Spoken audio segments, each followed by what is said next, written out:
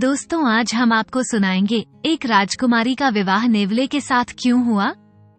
अगर आप हमारे चैनल पर नए हैं तो प्लीज हमारे चैनल को लाइक करें, सब्सक्राइब करें और शेयर करें। एक छोटे से गांव में बालकराम नाम का एक जमींदार रहता था। वह काफी अमीर था। उसके पास किसी भी चीज की कोई कमी नहीं थी। हर सुख सुविधा उसके पास थी। अमीर होने के साथ साथ उसमें घमंड बिल्कुल भी नहीं था। वह बहुत ही दयालु था। बालकराम की 3 पत्नियां थी, मगर उसके कोई संतान नहीं थी। इसी के कारण वह काफी परेशान रहता था और यही चिंता उसे हमेशा लगी रहती थी। वो सोचता था कि अगर संतान नहीं होगी तो मेरा वंश आगे कैसे चलेगा। एक दिन गांव के ही एक व्यक्ति ने उसे जब उसका दुख जाना तो उसे बताया कि एक निराला नाम का ब्राह्मण है। उसके बारे में उसने जमींदार को जानकारी दी और कहा कि तुम उससे एक बार जरूर मिल लो। वो कोई ना कोई उपाय तुम्हें जरूर बताएगा। ये बात सुनकर बालकराम खुश हो गया और वो उस ब्राह्मण से मिलने के लिए चल दिया, जिसका नाम निराला था। गांव के व्यक्ति ने ही उसे उसका पता दिया था, क्योंकि वो दूसरों की सहायता करता था। इसलिए गांव के लोग भी उसके साथ हमदर्दी रखते थे। जमींदार ने अपने जब चलते चलते उस पते पर पहुंचा तो उसने देखा एक ब्राह्मण बैठा हुआ है। उसने ब्राह्मण को प्रणाम किया और उसे अपनी सारी परेशानी बताई। और उसने ब्राह्मण को बताया कि संतान नहीं होने के कारण कैसे वो चिंता में रहता है। तब उस ब्राह्मण ने उसकी सारी परेशानी सुनी और ब्राह्मण को 3 फल दिए और कहा कि इन तीनों फलों को अपने तीनों पत्नियों को एक एक दे देना। इससे तुम्हारी पत्नियों को एक एक पुत्र की प्राप्ति होगी।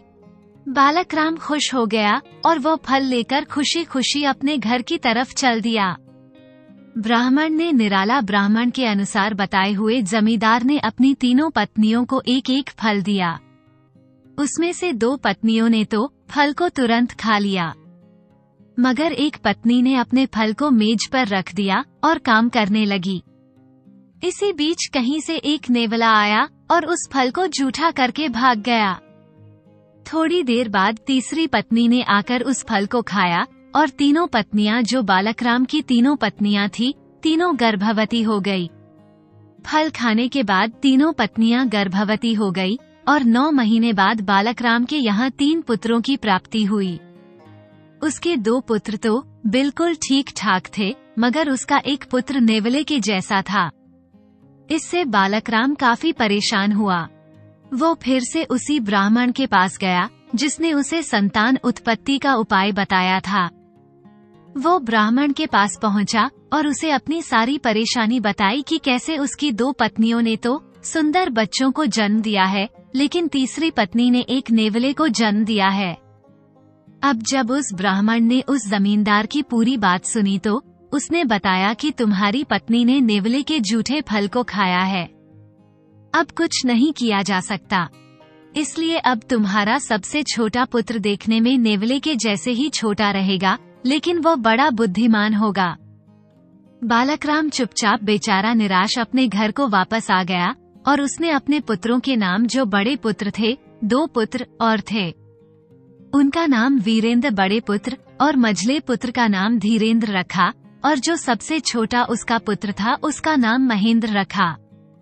लोग धीरेंद्र और वीरेंद्र को तो धीरू वीर कहकर पुकारते थे, लेकिन जो महेंद्र था वह बिल्कुल नेवले के जैसा दिखता था, इसलिए उसे सब लोग नेवला भाई कहकर पुकारते थे। अब धीरे धीरे तीनों भाई बड़े हो गए। महेंद्र तो नेवला जैसा ही दिखता था, इसलिए सब लोग उसे नेवला भाई कहकर पुकारते थे। नेवला भाई आकार में भी छोटा था, इसलिए उसके दोनों भाई अपने साथ उसे नहीं खिलाते थे और कहीं भी अपने साथ नहीं लेकर जाते थे। अब वे तीनों बड़े हो गए थे। जमींदार को लगा कि अब बच्चे बड़े हो गए हैं, उनकी शिक्षा दीक्षा पूरी हो गई है, तो उन्हें अपने लिए कोई नौकरी ढूंढनी चाहिए। तो उसने अपने बड़े दोनों पुत्रों को अपने पास बुलाया और कुछ धनराशि देकर कहा कि तुम लोग अब जवान हो गए हो, तो तुम्हें कहीं जाकर नौकरी की तलाश करनी चाहिए और अपना खर्चा उठाना चाहिए। अपनी जिम्मेदारियों को समझना चाहिए। तुम लोग पैसा कमाकर और सफल होकर वापस आ और जाओ, अपना जो है कमाई करो। इस बात पर नेवला भाई बोला, पिताजी मैं भी नौकरी करने जाऊंगा। मैं भी अब बड़ा हो गया हूँ और पैसे कमा सकता हूँ। बालक राम ने उसे समझाया कि तुम बहुत छोटे, तुम्हारा आकार बहुत छोटा है, तुम नौकरी नहीं कर सकते। अगर तुम नौकरी करना भी चाहोगे तो कोई तुम्हें नौकरी पर नहीं रखेगा। लेकिन नेवला नहीं माना। वो जाने की जिद करता रहा तो बालक राम उसकी जिद के आगे मान गए और उसे भी जाने की अनुमति दे दी। परंतु उसके दोनों भाई पहले ही जा चुके थे और उन्हें पता ही नहीं था कि नेवला जो उनका भाई है वो भी पीछे से आ रहा है। नेवला घर से बाहर निकला और कुछ दूर भागने के दौरान उसे अपने भाइयों को देख लिया और वह उनके पीछे पीछे लग गया। तेज धूप में चलते चलते दोनों भाइयों को प्यास लगने लगी थी, पर वहाँ कोई नदी तालाब नहीं था। वे लोग भूखे भी थे।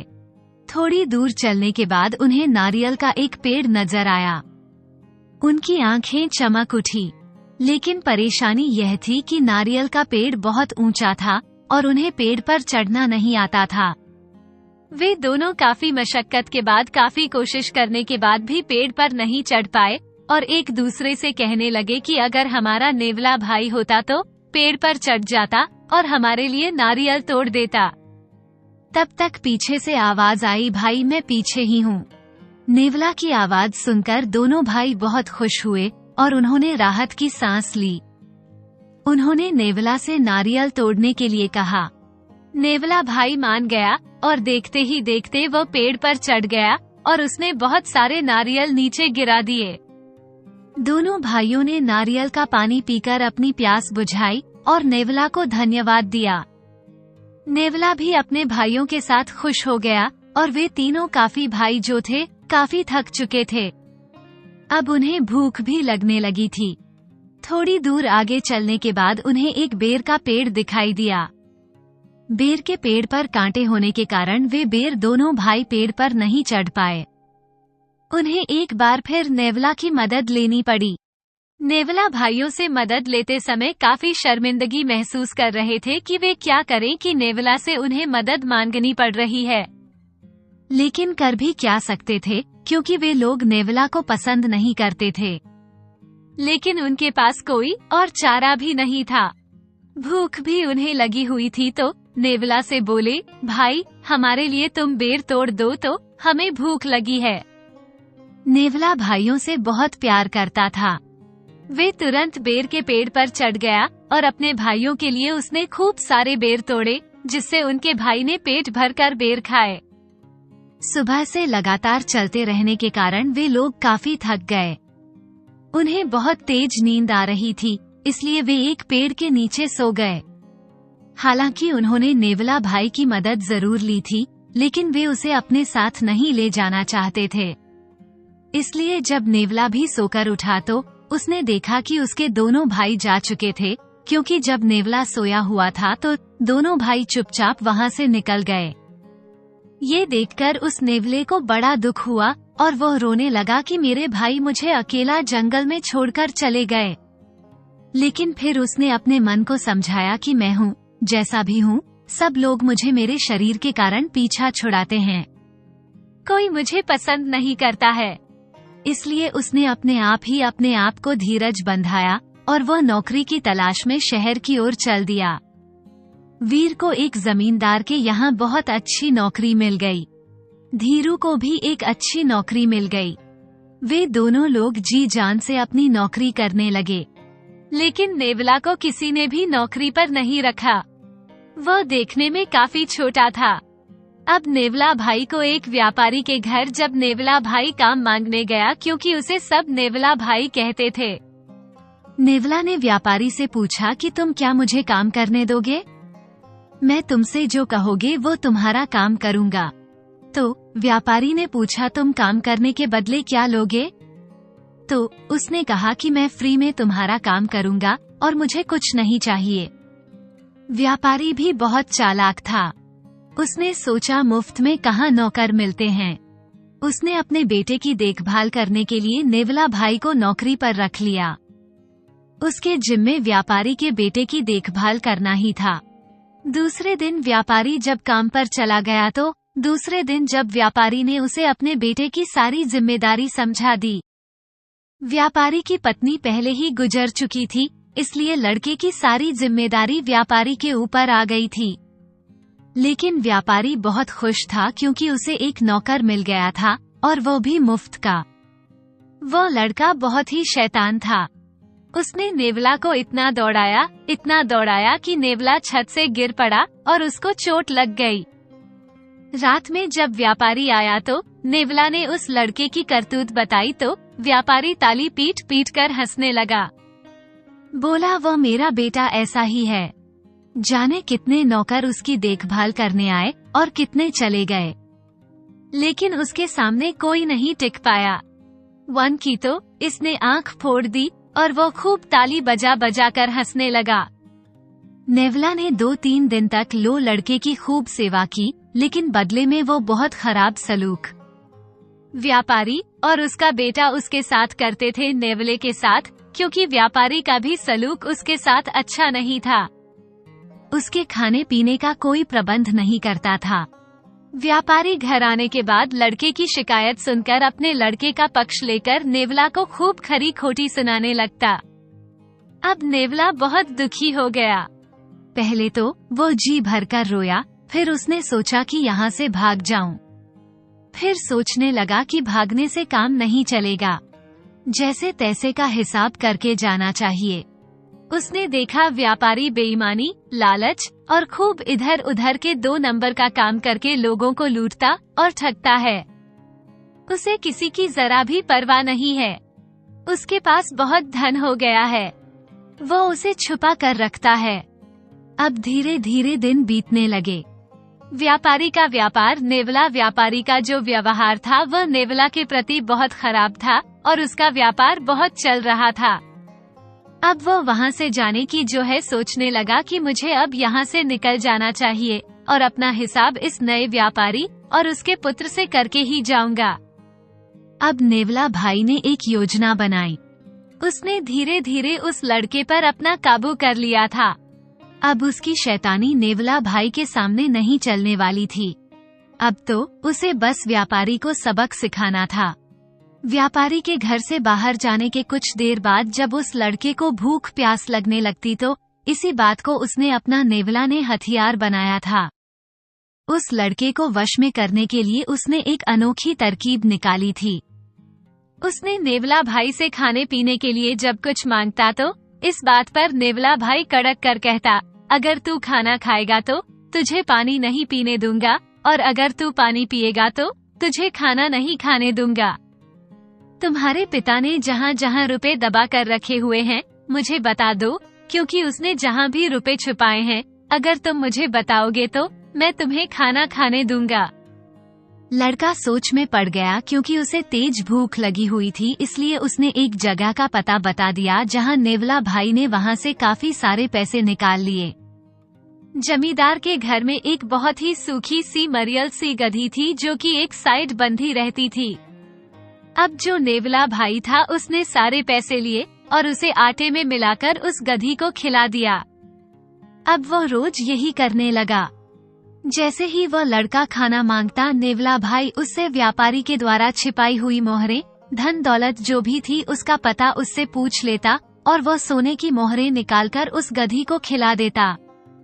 धीरे धीरे जब व्यापारी की सारी दौलत नेवला भाई ने निकाल ली तो उसने सोचा कि अब अपने घर चलना चाहिए। पैसे भी बहुत सारे कमा लिए। ये सोचकर उसने शहर में जाकर सबसे पहले अपने भाइयों को खोजा और उसने कहा कि भाई, हमें अब घर चलना चाहिए। हमने यहाँ बहुत पैसे कमा लिए हैं और घर वाले भी हमें बहुत याद करते होंगे, क्योंकि यहाँ आए हुए हमें काफी समय बीत चुका है। नेवले की बात इस बार दोनों भाइयों को सही लगी और दोनों उसकी बात से सहमत हो गए। उन्होंने कहा, कल सुबह हम यहाँ से निकल चलेंगे। और ठीक अगली सुबह सभी ने अपना अपना सामान बांध लिया और घर जाने की तैयारी करने लगे। वे दोनों भाई अपना सामान लेकर अपने मालिक से विदा लेने गए तो नेवला भाई व्यापारी के पास गया और व्यापारी से नेवला भाई ने कहा, मुझे काफी दुख है कि मैं आपसे यहाँ से विदा ले रहा हूँ, क्योंकि आपके यहाँ काम करने में मुझे काफी आनंद आया है। व्यापारी भी कहने लगा कि तुम्हारे जाने का मुझे भी बहुत दुख है। खैर अब छोड़ो जो भी, अगर तुम्हें कुछ मांगना है तो मांग लो, मैं तुम्हारी जो इच्छा पूरी कर दूंगा। नेवला भाई ने व्यापारी से कहा कि मालिक मुझे कुछ नहीं चाहिए, बस आपकी वह जो सूखी सी गधी है जो उधर एक साइड में बंधी रहती है वो मुझे दे दो। व्यापारी भी उस गधी से काफी परेशान था, क्योंकि उसे नेवला को खुशी खुशी दे दिया, क्योंकि वो व्यापारी के किसी काम तो आती नहीं थी, उल्टा उसको खाना पिलाना पड़ता था। खाना खिलाना, पानी पिलाना, उसकी देखभाल और चार टहल उसकी बड़ी जाती थी। इसलिए व्यापारी ने खुशी खुशी वो गधी उस नेवला भाई को दे दी। नेवला भाई गधी को लेकर अपने भाइयों के साथ आ गया। अब तीनों भाई अपने घर के लिए वापस निकल पड़े। रास्ते में दोनों बड़े भाइयों ने नेवला भाई का खूब मजाक उड़ाया और कहा कि इतने दिन नौकरी करने के बाद भी इसने ये गधी खरीद पाया है, और वे खूब जोर जोर से ताली पटक पटक कर हंसने लगे। दोनों भाई ठहाका मारकर हंसने लगे, लेकिन नेवला भाई चुप ही रहा, उसने कुछ नहीं कहा। रास्ते में उन दोनों को भूख लगी और वे नेवला भाई को मनाने लगे। भाई भाई मुझे बेर तोड़कर खिला दो। नेवले भाई ने कहा कि ठीक है, मैं पेड़ पर चढ़ गया, लेकिन अब वो पहले वाला नेवला नहीं था। अब वो सबको समझ चुका था कि कौन उसके प्रति कैसा सोचता है, कैसा व्यवहार करता है, क्योंकि जब मतलब पड़ता है तो नेवला भाई भाई करते हैं, और नहीं तो उसे अपने साथ भी लगाना पसंद नहीं करते। अब नेवला जो बेर के पेड़ पर चढ़ गया और मीठे मीठे बेर खुद खाता और कच्चे कच्चे बेर फेंकता जाता, दोनों भाई उसकी ओर देख रहे थे कि ऐसे क्या हो गया है। नीचे उतरकर नेवला ने कहा, जब मैं अपने शरीर से छोटा हूँ तो आप फायदा भी लेते हैं और अपने शरीर का बड़ा होने का मजा भी लेते हैं। इसी तरह से नेवला में बदलाव आ गया, लेकिन उनके पास कोई और रास्ता नहीं था, इसलिए वे कच्चे फल खाकर अपना गुजारा करने लगे। रास्ते में चलते चलते कई फलों के पेड़ पड़े। नेवला झट से पेड़ पर चढ़ जाता और पेड़ पर पेट भरकर खाता और साथ में अपनी गधी को भी खूब खिलाता था। गधी भी वहाँ से निकलकर मानो बहुत खुश थी। रास्ते में पानी पिलाता, फल खिलाता, वो बड़े मजे से अपनी गधी के ऊपर बैठकर चल रहा था। दोनों भाई पैदल चल रहे थे, लेकिन नेवला तो हाल के शरीर का था और मजे से अपनी गधी के ऊपर बैठा हुआ था। उन दोनों भाइयों ने आपस में सलाह की कि सबसे पहले नेवला के घर चलेंगे, देखेंगे कि इसकी माँ गधी को देखकर क्या कहती है, क्योंकि उनका गांव पास आ गया था। काफी देर चलने के बाद वो तीनों अपने गांव में आ गए। फिर जब वे अपने घर पहुंचे तो घर के सभी सदस्य तथा आस पड़ोस के लोग उन्हें देखने के लिए उनके आंगन में इकट्ठा हो गए। चूंकि तीनों की माताएं अलग अलग थीं, तो उनके पिता जमींदार ने उन तीनों के लिए अलग अलग घर बनवा दिया था, ताकि तीनों में कोई लड़ाई झगड़ा न हो। सभी का अपना अलग अलग घर था, क्योंकि जो जमींदार था वह अपनी तीनों पत्नियों को समान प्रेम करता था और समान अधिकार देता था। अब तीनों भाई सबसे पहले नेवला भाई के घर गए। नेवला भाई के पास तो गधी थी। गधी को देखकर गांव के लोग, मोहल्ले पड़ोसी सब हंसने लगे और कहने लगे, देखो देखो नेवला भाई गधी लाया है, और उसका खूब मजाक बनाने लगे। नेवला भाई ने सबको नजरअंदाज करते हुए इस गधी को आंगन के बीचों बीच एक खूंटा गाड़ कर बांध दिया और अपनी माँ से कहा, अम्मा रही अम्मा अंगना लिपाई, 4 सखियां बुलाओ, एक डंडा मंगाओ, 4 मंगल गवा, फिर अरहरिया छतर। उसकी यह बात सुनकर सब हंसने लगे, लेकिन वह बार बार यही कह रहा था। उसकी माँ ने कहा कि यह क्या कह रहा, मेरी समझ में नहीं आया। उसने दोबारा कहा, अब मारी अम्मा अंगना लीपा, 4 सखियां बुलाऊं, एक डंडा मंगाओ, 4 मंगल गवा, फिर अरहर करूं या जरा करूं। उसकी यह बात सुनकर सब हंसते, लेकिन वो बार बार यही बात दोहराने लगा। लेकिन उसकी माँ यह नहीं समझ पा रही थी कि वो क्या कहना चाहता है। तब उसके पड़ोसी ने कहा कि ध्यान से सुनो। वो आंगन लीपने के लिए बोल रहा और एक मोटा डंडा लाने को बोल रहा है। 4 मंगल गीत गाने के लिए कह रहा है। किसी ने उसकी बात पर ध्यान नहीं दिया, लेकिन जब उसने फिर से यही बात कई बार दोहराई तो आसपास के लोगों ने नेवला भाई जो कह रहा था वो करने दो, यही कहकर उसकी माँ को मना लिया। नेवला भाई के बताए अनुसार बाकायदा घर को लीपा गया और एक मजबूत डंडा पेश किया गया। सभी पड़ोस के नए लोग थे जो ढोलक बजाकर मंगल गीत गाने लगी, जो औरतें थीं। एक और मंगल गीत गाने लगी। लोग चारों तरफ गोला बनाकर खड़े हो गए। फिर नेवला भाई ने जोर से चिल्लाकर कहा, अरहर करूं या अरहर? सभी लोगों ने एक स्वर में, एक आवाज में और एक स्वर में कहा करो। नेवला भाई ने कहा अच्छा, और उस गधी को 2 डंडे मारे। तभी देखते ही देखते गधी लीद करने लगी। वो बिना रुके लीद करती जा रही थी, लेकिन वहाँ लीद की जगह सोने की मोहरों का ढेर लग गया। सभी लोग भौचक्के और हैरान हो गए और तालियां बजाने लगे कि देखो गधी, लीद की जगह सोने की मोहरें, अशर्फियां निकल रही हैं। थोड़ी देर बाद जब मोहरें निकलना बंद हो गई तो नेवला भाई ने फिर पूछा, चिल्लाकर बोला, अरहर करूंगी। पर अब की बार सबने कहा अरहर करो। इस बार नेवला भाई ने गधी के 4 डंडे मारे। फिर गधी दुगुनी रफ्तार से मोहरें निकालने लगी। उस मरियल सी गधी को जादुई गधी लोग समझने लगे। अब नेवला भाई के चारों तरफ वाहवाही होने लगी। उन दोनों भाइयों ने से भी पूछा लोगों ने कि तुम क्या कमाकर लाए हो, तो उन्होंने अपने लाए हुए रुपए दिखाए, लेकिन वे नेवला भाई के मुकाबले में कुछ नहीं थे। पैसे निकालने वाली जादुई गधी देखकर दोनों भाइयों के मन में लालच आ गया और नेवला भाई से वह गधी मांगने लगे। नेवला भाइयों ने ये जादू गधी देने को तैयार हो गया, मगर उसने एक शर्त रखी थी कि इस जादुई गधी के बदले में मैं तुम दोनों के सारे कमाए हुए पैसे ले लूंगा। दोनों भाइयों ने आपस में खूब विचार विमर्श किया और आखिर में तय किया कि पैसे तो और भी ज्यादा मिल जाएंगे जब हमारे पास जादुई गधी मिल जाएगी। बाद में हम गधी से निकाल ही लेंगे।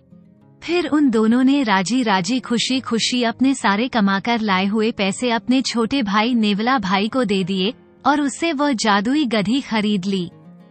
फिर वे दोनों भाई अपने घर गए और ठीक वैसे ही गधी को आंगन के बीच में बांध दिया और अपनी माँ को कहने लगे कि आंगन को लीपने को कहा और 2 मजबूत डंडे लाने को कहा।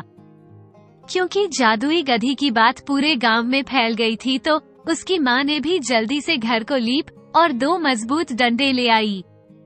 मजबूत डंडे पेश किए गए। फिर दोनों भाइयों ने एक एक डंडा हाथ में लिया और चिल्लाकर पूछा, अरे करूं? अच्छा रहा। फिर सबने का चेहरा। फिर दोनों ने गधी को एक एक डंडा मारा, लेकिन कुछ नहीं मिला। केवल एक सिक्का मिला। सिक्का देखकर दोनों की आंखें चमकने लगी।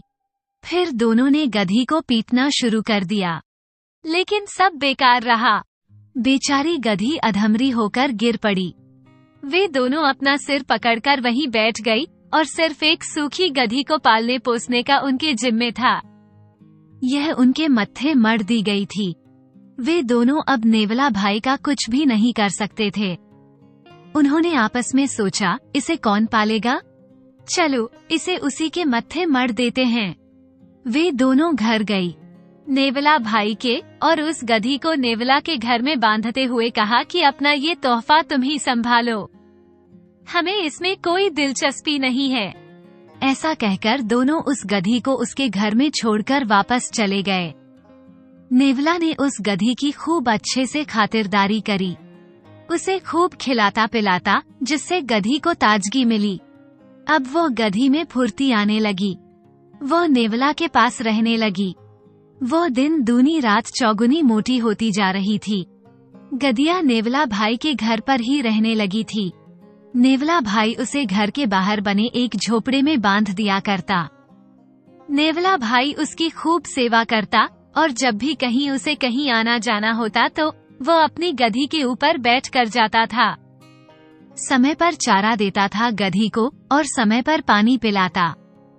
खा खाकर गधी खूब मोटी हो गई। गति काफी तेज भागती थी। वह काफी होशियार भी हो गई थी। नेवला भाई आजकल बहुत खुश रहने लगा। गांव के गांव वाले लोग भी नेवला भाई का अभी भी मजाक उड़ाया करते थे। लेकिन नेवला भाई अपनी दुनिया में मस्त रहता और वो लोगों की बातें कान से सुनता, दूसरे कान से निकाल देता। धीरे धीरे समय गुजरने लगा। अब नेवला भाई के दोनों भाइयों ने नौकरी करके फिर से बहुत सारा पैसा कमा लिया और अब उनके पिता ने उनको बोला कि अब तुम्हारी शादी की भी उम्र हो गई है, इसलिए उनके लिए योग्य लड़कियां देखकर रिश्ते तलाशना शुरू कर दिए। कुछ दिनों बाद उन दोनों को बहुत अच्छे खानदान से सुंदर लड़कियों के रिश्ते आने लगे और वे दोनों की शादी हो गई। वे दोनों काफी खुश थे। अभी भी नेवला भाई का मजाक उड़ाते थे और कहते थे ये तो गधी से ही शादी करेगा, और खूब ठहाका लगाते। समय के साथ अब बालकराम को नेवला भाई की शादी की भी चिंता होने लगी। वो मन ही मन सोचकर दुखी हो रहा था कि नेवला से कौन शादी करेगा, कौन अपनी लड़की देने को तैयार होगा। समय धीरे धीरे बीत रहा था। बालकराम को नेवला भाई की शादी की चिंता होने लगी। नेवला भाई की शादी की उम्र हो रही थी। नेवला भाई भी बहुत दुखी रहा करता था कि कोई उससे शादी करने के लिए तैयार क्यों नहीं होता। दूसरी तरफ वीर और धीरू की माँ सारा दिन आराम से लेटी रहती। उन्हें कोई काम धाम तो करना नहीं था क्योंकि घर में बहू आ गई थी और बहू ने सारा काम संभाल लिया था। समय के साथ साथ नेवला भाई की माँ बूढ़ी होने लगी। उसके हाथ पैर नहीं चल पाते थे, फिर भी वो घर का सारा काम करती। कुछ दिन बाद नेवला की माँ को बुखार आ गया और वो काफी बीमार हो गई। नेवला भाई की माँ को बुखार आने के कारण घर का सारा काम करना और खाना बनाना अब नेवले के ऊपर था।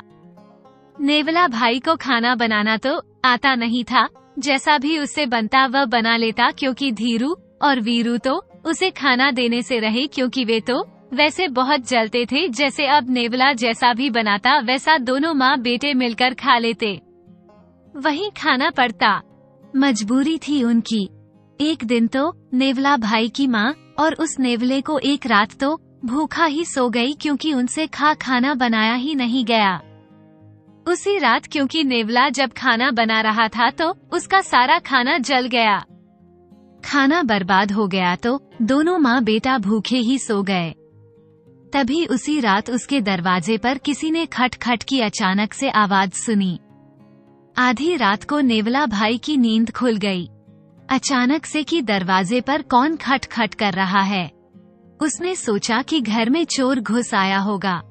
फिर उसने उठकर एक कोना देखा और वो कोना देख लिया और मगर हुआ सब कुछ ठीक था। घर का एक एक कोना छान मारा, वहाँ कोई चोर नहीं था। वह आकर वापस सो गया। अगले दिन नेवला भाई उठा तो उसने देखा कि सारा घर चमक रहा था, जैसे किसी ने झाड़ू पोछा लगाया हो। फिर वह रसोई घर में गया तो उसने देखा तरह तरह के पकवान बने हुए रखे हैं और हर जगह झाड़ू लगी हुई है। ये सजा सारा नजारा देखकर नेवला भाई काफी खुश हुआ। उसकी खुशी का कोई ठिकाना नहीं रहा। सबसे पहले उसने अपनी माँ को खाना खिलाया और बाद में उसने अपने आप खाना खाया। फिर सोचने लगा कि यह सारा काम किसने किया होगा। उसने इस बारे में ज्यादा कुछ नहीं सोचा और सारा दिन यूं ही गुजर गया। अगले दिन फिर वही नजारा उसको देखने को मिला। अब 2-3 दिन बीत गए। रोज सारा उसका काम हो जाता। अब नेवला को जिज्ञासा हुई कि यह सब कौन करके जाता है, लेकिन उसे कुछ पता नहीं चल रहा था। अब रोज रोज यही होने लगा। नेवला भाई जैसे ही उठता तो उसे सारे घर में झाड़ू लगी मिलती, सारे बर्तन साफ मिलते, खाना भी बना हुआ मिलता, वो भी एकदम बढ़िया बढ़िया पकवान। 2-3 दिन तो नहीं कि अब कपड़े भी धुलने लगे। बिल्कुल साफ चमकदार उसके कपड़े होते। 2-3 दिन से ये सब हो रहा था। अब नेवला से रहा नहीं गया। उसके मन में ये जानने की तीव्र इच्छा हुई और उसने निश्चय किया कि वह जानकर ही रहेगा कि यह सारा काम कौन कर रहा है। फिर उस दिन शाम को सोने से पहले नेवला ने जो अपनी नींद न आने की दवाई खा ली और बिस्तर पर आकर लेट गया, सोने का नाटक करने लगा। आधी रात को यूं ही गुजर गई और उसे नींद भी आने लगी तो उसने सोचा कि अब उसके हाथ कुछ नहीं लगेगा, अब जाकर उसे सो जाना चाहिए कि कोई नहीं आने वाला है।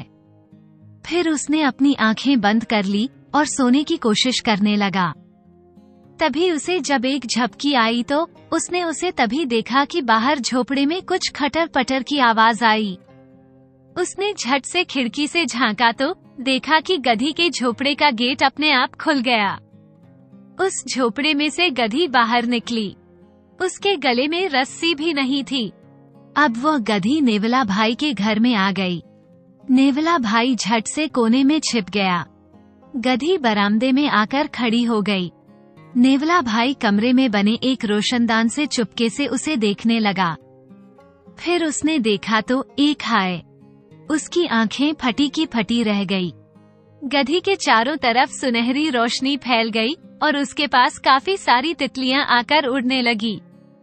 धीरे धीरे रोशनी तेज होने लगी। फिर वो रोशनी इतनी तेज हो गई कि नेवला भाई की आंखें बंद होने लगी। नेवला ने जैसे ही अपनी आंखें बंद की, थोड़ी देर बाद जब रोशनी हल्की सी कम हुई तो नेवला भाई ने आंखें खोली तो उसके सामने एक बहुत ही सुंदर परी खड़ी थी। उसे अपनी आंखों पर विश्वास नहीं हो रहा था। वह सोच कि मैं कोई सपना देख रहा हूँ। तभी उसने दांतों के तले अपनी उंगली काटी तो उसे विश्वास हो गया कि वह सपना नहीं देखा। फिर उस परी ने अपनी जादुई छड़ी निकाली और मन ही मन कुछ गुनगुनाया। फिर उसने वह जादुई छड़ी घुमाई और बरामदे में पड़ी झाड़ू अपने आप का सफाई करने लगी। देखते ही देखते पूरा घर चमकने लगा। फिर उसने रसोई में खाना अपने आप बनकर तैयार हो गया। घर के सारे कपड़े हवा में उड़ने लगी और देखते ही देखते सारे कपड़े एकदम साफ चमकने लगे। ये सब देख नेवला भाई का सिर चकराने लगा और उसकी आंखें बंद होने लगी और वह चाहकर भी ज्यादा देर तक नहीं जाग पाया। अगली सुबह जब नेवला भाई की नींद टूटी तो उसने देखा कि वह कमरे के कोने में पड़ा है। वो झट से उठा और घर के बाहर निकला। उस झोपड़ी की तरफ जाने लगा। सूरज बिल्कुल सिर पर था।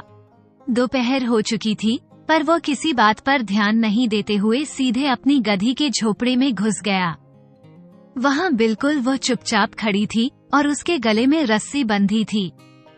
नेवला भाई ये देखकर चौंक गया। उसकी कुछ समझ में नहीं आ रहा था कि यह सब क्या हो रहा है। फिर उसने गधी से पूछा, तुम कौन हो और कहाँ से आई हो? गधी ने एक ही जवाब दिया, ढेंचू ढेंचू।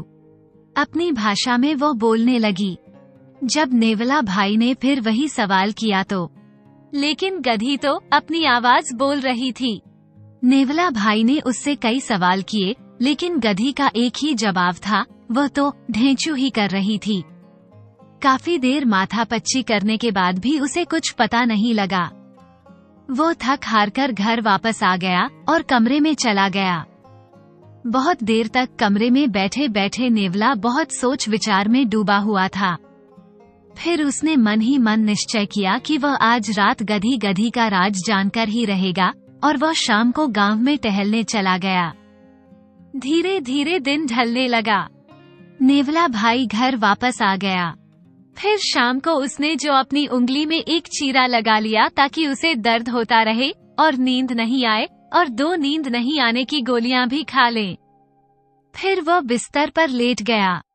लेटे लेटे वह गधी के बारे में सोच रहा था। धीरे धीरे आधी रात गुजर गई। फिर पिछली रात की तरह झोपड़े का दरवाजा खुला और उसमें से गधी बाहर निकली। फिर वह गधी बरामदे में आकर खड़ी हो गई और धीरे धीरे सुनहरी रोशनी सुनहरी चारों तरफ फैलने लगी। गधी के आसपास कई सारी तितलियां उड़ने लगी। नेवला भाई ये सारा नजारा उसी रोशनदान में से देख रहा था और जब रोशनी काफी तेज होने लगी तो नेवला भाई की आंखें बंद हो गई क्योंकि वह उस रोशनी को सहन नहीं कर पा रहा था।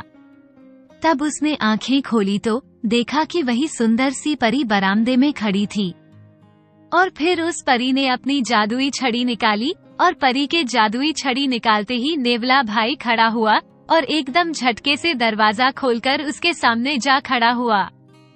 नेवला परी भाई को अपने सामने देखकर भागने लगी। जो परी थी नेवला को देखकर भागने लगी। नेवला भाई जोर से बोला, रुको। दरवाजा खोल दिया और वो एकदम से रुक गई। परी वहीं की वहीं रुक गई। फिर नेवला भाई ने उससे पूछा, तुम कौन हो और कहाँ से आई हो? परी कुछ देर तक चुप रही। फिर उसने कहा, मैं परीलोक से आई हूँ। मैं परीलोक की राजकुमारी हूँ। नेवला भाई बोला, किंतु तुम गधी कैसे बन गई?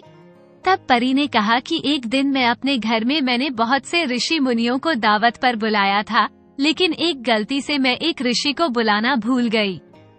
वो ऋषि बहुत ही क्रोधी थे, इसलिए उन्होंने मुझे श्राप दे दिया कि मैं जीवन भर गधी बनकर रहूंगी। लेकिन जब मैंने उनसे बार बार क्षमा मांगी तो उन्होंने कहा कि तुमने मेरा अपमान किया है, इसलिए मैं तुम्हें शराब मुक्त तो नहीं कर सकता, क्योंकि ऋषि का श्राप निष्फल तो जाता नहीं है और इसलिए तुम्हें इसी रूप में रहना पड़ेगा। लेकिन तुम अपने असली रूप में रात के समय आ सकती हो, लेकिन दिन में तुम गधी बनकर ही रहोगे। अगर तुम्हें इस श्राप से मुक्त होना चाहती हो तो तुम्हें परीलोक के कम भूख को हराना होगा। कम भूख को हराना के लिए तुम्हें किसी की मदद भी ले सकती हो। नेवला भाई ने परी से पूछा, कम भूख कौन है? परी ने जवाब दिया, कम भूख परीलोक का एक बहुत ही खतरनाक और शक्तिशाली देखती है। उसने परीलोक में तबाही मचा रखी है। उसने तपस्या करके बहुत सारी शक्तियाँ प्राप्त कर ली हैं और अब वह परीलोक में राज करना चाहता है। उसी को हराकर मैं अपने असली रूप में आ सकती हूँ, पर मेरी सारी शक्तियाँ उसके सामने कम पड़ जाती हैं। मैं उसे अकेले नहीं हरा सकती, इसलिए मैं पृथ्वी पर आई हूँ ताकि मैं किसी ऐसे इंसान को ढूंढ सकूं जो उसे हरा सके, मुझे मेरी असली जिंदगी में ला सके। सारी जिंदगी गधी बनकर ही रहूं। अगर मैं उसे नहीं हरा होंगी तो मैं सारी जिंदगी अपनी गधी बनकर ही बताऊंगी। ऐसा कहकर परी रोने लगी।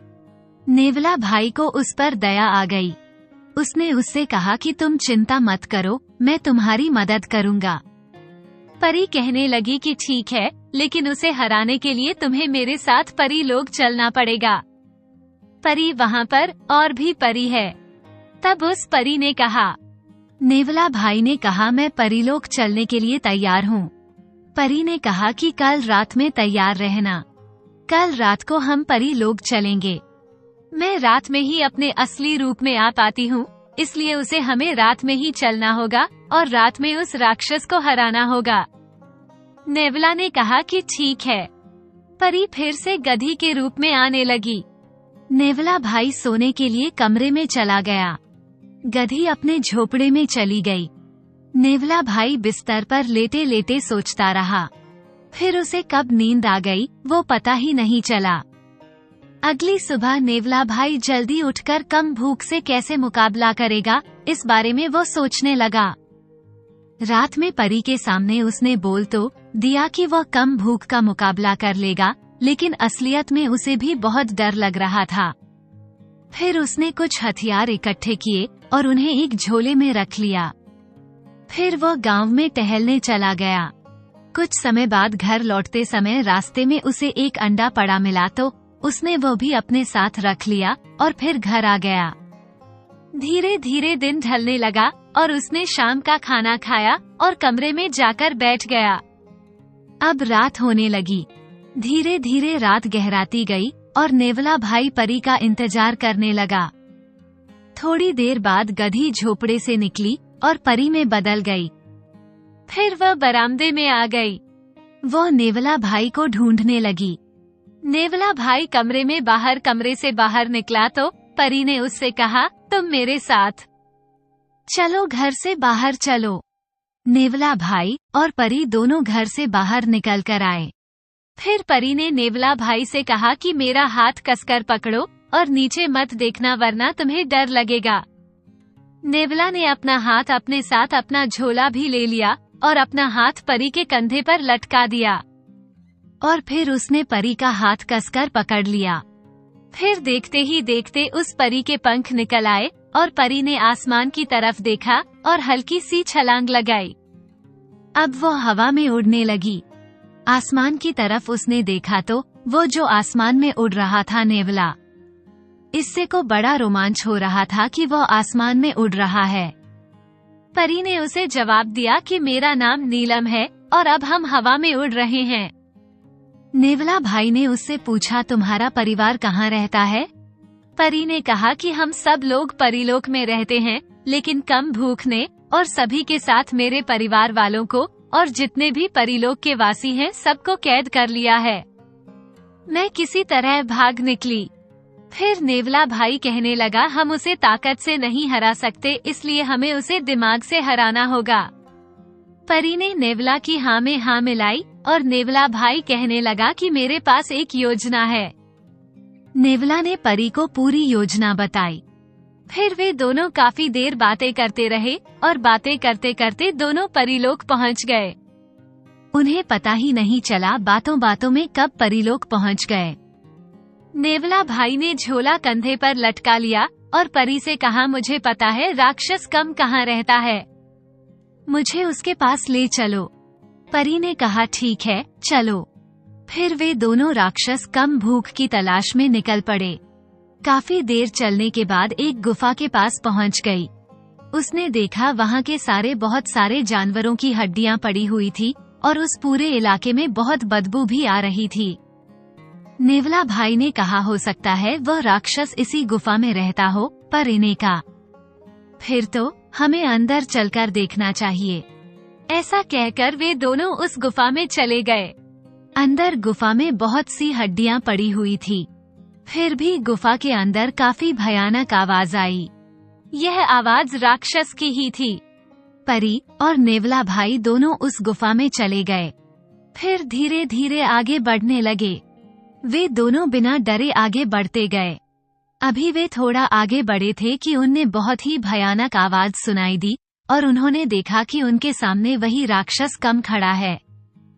वे दोनों पहले तो कुछ घबरा गए, लेकिन जल्दी उन्होंने अपनी घबराहट पर काबू पा लिया। नेवला भाई कम्बोह के सामने पहुंचा और उसने अंधेरे का फायदा उठाकर थोड़ी सी रेत उठा ली। फिर उसने अपने झोले में से चुपके से वही अंडा निकाल लिया जो उसे रास्ते में पड़ा हुआ मिला था। उसने वह अंडा अपने बाएं हाथ में छिपा लिया। बाद में उसने कम भूख को दिखाते हुए पास पड़े एक पत्थर को उठाया। नेवला भाई ने देखते ही देखते अपने दोनों हाथ उस पत्थर को जो मसल कर रख दिया, क्योंकि रेत को वह नीचे फेंक दिया। नेवला भाई ने अपने दोनों हाथों से जैसे ही उस अंडे को मसला तो उसकी थोड़ी सी आवाज हुई और उसे झाड़ दिया। दोनों हाथों को झाड़ दिया। खंभों को देखकर हैरान रह गया, क्योंकि अंडा था जो सफेद था। दरअसल उसने पत्थर पहले ही नीचे गिरा दिया था और अपने हाथ में छिपाए हुए अंडे को मसल दिया था, जिसे अंडे के छिलके की टूटने की आवाज को कम करने पत्थर टूटने की आवाज समझ लिया। कम्बोज ने सोचा, ये तो बहुत शक्तिशाली है, इसने पत्थर को ही मसल कर रख दिया है। कम भूख थोड़ा सा घबरा गया, लेकिन नेवला भाई के इस शक्ति प्रदर्शन का कम पर ज्यादा कुछ असर नहीं हुआ। कम भूख की गुफा में आज तक किसी ने भी जाने की हिम्मत नहीं की थी, इसलिए नेवला भाई और परी को अपने सामने देखकर कम भूख गुस्से से आग बबूला हो गया। वे बड़ी तेजी से उन पर हमला करने के इरादे से आगे बढ़ा और उन्हें दोनों पर बहुत ज्यादा तेजी के साथ झपटा, पर उन दोनों को कुचलने ही वाला था कि दोनों समय रहते पीछे हट गए। अपना वार सफल होते देख कम भूख को और गुस्सा आ गया। फिर उसने अपनी कुल्हाड़ी निकाली और उन दोनों पर दे मारी। वे दोनों फिर से कुल्हाड़ी से बच गए। कुल्हाड़ी उनके बिल्कुल पास में जाकर गिरी। कम भूख ने एक बार फिर झपट्टा मारा और इस बार उसने परी को पकड़ लिया। नेवले भाई ने परी से कहा कि तुम अपने जादू से क्या मुझे इसके सिर पर पहुंचा सकती हो? परी ने जवाब दिया कि हाँ, मैं तुम्हें इसके सिर पर बैठा सकती हूँ, लेकिन तुम्हें छलांग लगानी होगी। परी ने अपनी जादुई छड़ी घुमाई और नेवला ने जैसे ही छलांग मारी, वो सीधे कम्बो के सिर पर जा बैठा। नेवला ने भी मौका देख झट से अपने झोले में से एक चाकू निकाला और सीधा कमरूहर की आंखों में घुसा दिया। कम्बो दर्द के मारे चिल्लाने लगा। उसने तुरंत ही परी को नीचे फेंक दिया और नेवला भाई को भी नीचे गिर गया। नेवला भाई को थोड़ी सी चोट आई, लेकिन वो तुरंत ही खड़ा हो गया। परी के सिर में भी थोड़ी चोट आई थी, लेकिन वो भी जैसे तैसे खड़ी हो गई। अब कम्बो के क्रोध की कोई सीमा नहीं थी। उसने अपना विशालकाय पैर उठाया और उन दोनों को कुचलने के लिए आगे बढ़ा। कम्बो उन दोनों पर अपना पैर रखने ही वाला था कि नेवला ने अपने झोले में से एक भाला निकाला और उसे उल्टा करके जमीन में गाड़ दिया। फिर जैसे ही राक्षस ने अपना पैर उठाया और उसका पैर उस भाले पर पड़ा, जो पूरा भाला उसके पैर में आर पार हो गया। अब जो राक्षस था वो दर्द से कराहता हुआ जमीन पर बैठ गया। नेवला भाई को मौका मिल गया।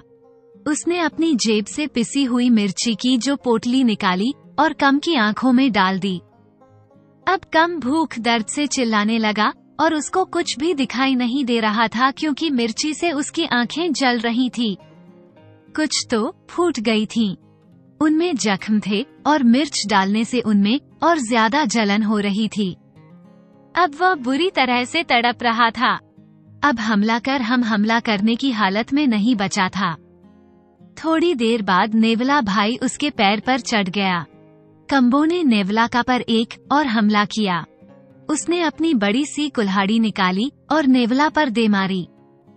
नेवला भाई तुरंत हट गया और कम्बो ने नीचे देखा तो उसने अपना ही पैर काट लिया था, क्योंकि उसे कुछ दिखाई तो दे नहीं रहा था और उसने कुल्हाड़ी अपने ही पैर पर डाल ली। अब उसे अपना दर्द बर्दाश्त नहीं हो रहा था। वो दर्द से चिल्लाने लगा और जमीन पर लेट गया। दोबारा उसकी उठने की हिम्मत नहीं हुई। कम्बो ने हार मान ली। परी और नेवला बहुत खुश हो गए, क्योंकि उन्होंने कम भूख राक्षस को हरा दिया। अब पर हमेशा हमेशा के लिए श्राप मुक्त हो गई और नेवला भाई परी की खुशी खुशी दोनों वहां से गुफा से बाहर आने लगे। वे दोनों अभी थोड़ा आगे बढ़े थे कि एक भाला आकर नेवला भाई के कंधे के आर पार हो गया। नेवला भाई ने पीछे मुड़कर देखा तो कम खड़ा था। कम भूख अभी मरा नहीं था, वह केवल नीचे गिर गया था। परी को बहुत तेज गुस्सा आ गया। उसने अपनी जादुई छड़ी घुमाई और उसके दूसरे हाथ में कुल्हाड़ी आ गई। उसने कुल्हाड़ी पूरी ताकत से कम की गर्दन पर मारी और कम्मू का सिर धड़ से अलग हो गए। अगली सुबह जब नेवला बाई की नींद खुली तो उसने देखा कि एक चट्टान पर वो लेटा हुआ है और उसके सामने नीलम परी खड़ी हुई है। वहीं नेवला भाई की गुफा से निकालकर लेकर आई थी, क्योंकि जो कुल्हाड़ी लगने से नेवला भाई बेहोश हो गया था। नेवला बाई ने अपने कंधे पर हाथ फिराया तो महसूस किया कि उसे कंधे पर कोई जख्म नहीं था, न ही उसे कोई दर्द हो रहा था। तब परी ने उसे सारी परियों से मिलकर ठीक कर दिया है। उसे पूरी बात बताई कि कैसे हमने अपनी शक्तियों से तुम्हारे जख्म भर दिए हैं और अब तुम बिल्कुल स्वस्थ हो। नेवला भाई पत्थर से नीचे उतरा और उसने इधर उधर चल फिर कर देखा तो उसका सारा दर्द गायब हो चुका था। फिर नेवला भाई ने उन सबको धन्यवाद कहा। अचानक नेवला भाई को कुछ अजीब सा महसूस होने लगा। नेवला भाई अपने आप ही धीरे धीरे हवा में उड़ने लगा। उसके चारों तरफ पीली रोशनी फैलने लगी। देखते ही देखते नेवला भाई एक सुंदर राजकुमार में बदल गया। वो जैसे ही राजकुमार में बदला, उसे अपने पिछले जन्म की बातें याद आने लगी। फिर नेवला ने उन सबको बताया कि पिछले जन्म में वो बहुत बड़ा शैतान था और उसने खेल खेल में एक नेवले को मार दिया था। एक ऋषि ने उसे ये करते देख लिया था और उसने उसे श्राप दिया था कि दुष्ट जंतु अगले जन्म में नेवला बनकर ही रहेगा। लेकिन जब मैंने उससे काफी देर तक माफी मांगी तो उसने कहा कि ठीक है, अगर तुम परीलोक में किसी परी की मदद करोगे तो तुम अपने असली रूप में आ जाओगे। नेवला भाई ने अपनी बात पूरी की और नीलम परी से पूछा कि क्या तुम मुझसे शादी करोगी? नीलम परी तो पहले से ही उसे बहुत पसंद करती थी, क्योंकि अब वह राजकुमार बन गया था तो मना करने की तो कोई गुंजाइश ही नहीं थी। अब वो स्वस्थ था और नेवला जो राजकुमार बन चुका था। वे दोनों जो अपनी माँ के पास पहुँचे, नेवला भाई को उसकी माँ नहीं पहचान पाई तो नेवला भाई ने अपनी सारी कहानी अपनी माता को बताई। उन्होंने नेवला भाई को पहचान लिया और परी ने नेवला भाई से विवाह कर लिया और हमेशा एक दूसरे के साथ रहेंगे। वे सभी जो गांव वाले थे वे नेवला भाई की केवल राजकुमार बुलाने लगे। नेवला भाई नहीं कहते थे। पहले तो उसे नेवला कहते थे, लेकिन अब उसे भी राजकुमार कहने लगे और आखिरकार नेवला भाई भी शादी। नेवला भाई की शादी हो गई थी, लेकिन उसकी जैसी शादी तो किसी की नहीं हुई थी। उसके भाइयों की तो बोलती बंद हो गई। उनका तो मुंह लटक गया कि उनके सभी भाई अपना सा मुंह लेकर रह गए। पूरे गांव में मैं ही नहीं, आसपास के इलाकों में भी नेवला राजकुमार की धाक थी, क्योंकि उसके पास जो भी आता वो उसकी मदद जरूर करता था। आखिर उसके साथ जादुई शक्तियों वाली परी जो थी। दोस्तों, अगर आपको हमारी कहानी पसंद आई हो तो प्लीज हमारे चैनल को ज्यादा से ज्यादा लाइक करें, सब्सक्राइब करें और शेयर करें। वीडियो को अंत तक देखने के लिए आपका बहुत बहुत धन्यवाद।